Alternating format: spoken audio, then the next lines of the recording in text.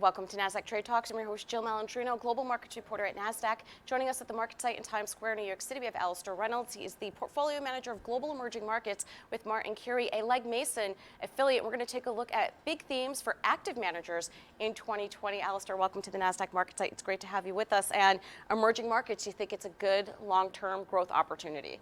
Yeah, Jill, it's looking really exciting. We're talking about a huge opportunity over the long term. You've got about 4 billion consumers getting wealthier every day, and as they move into the middle class, they're going to be about 1 billion more over the next 10 years, and that's really driving a really sustainable growth for emerging markets. But to tell you that doesn't happen overnight, then it's not always going to be in a straight line, so we kind of need a supportive global backdrop to make that happen. All right, and some of those things in the backdrop, cutting interest rates. It seems as if global central banks are acting within concert of each other. And then the trade war with China seems to be de-escalating. And you think those larger macro factors is helping with the rest of the emerging markets? Absolutely. So last year there was a lot of concern around about the imminent global recession.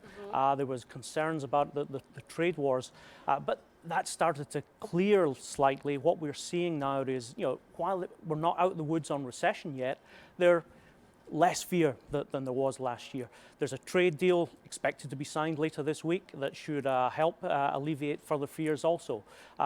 Interest rate cuts right across the emerging markets last year. We had in total 3,200 basis points of interest rate cuts. So that's setting the scale for a return to growth this year in emerging markets.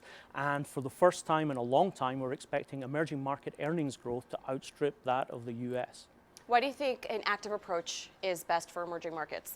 Well, we certainly think it is the approach to take. And what we'd say is if investing in emerging markets, you're looking across in excess of 20 different countries across a range of industries, from old economy right through to cutting edge innovative tech businesses. And really it pays to be selective, and that shows up in active managers outperforming the passives year in, year out in the emerging market space. Are there some areas that look more attractive than others? Well, certainly for us in 2020, thinking with the theme of returning earnings growth, Korea we think is going to be a standout area, really at the vanguard of that change. And I'll give you a couple of examples that will be relevant to a US audience.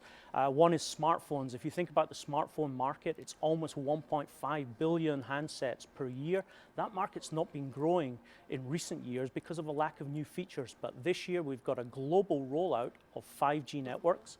We're also seeing the advent of folding phones where you can take a laptop-sized screen and fold it, put it in your pocket. Now the leader there, Samsung Electronics, it has about a quarter of the global market for smartphones, and they make up about 50% of the Samsung sales. So it's really going to benefit from that global trend.